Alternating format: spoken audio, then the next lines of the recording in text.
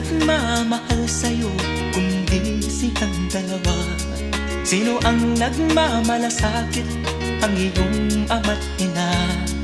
Sila ang naging daan, kaya ika'y nabubuhay sa mundo.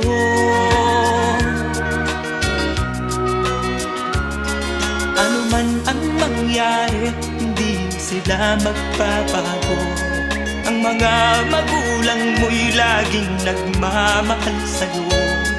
Kahit na nasasaktan, kahit na sila'y di mo pinapansin.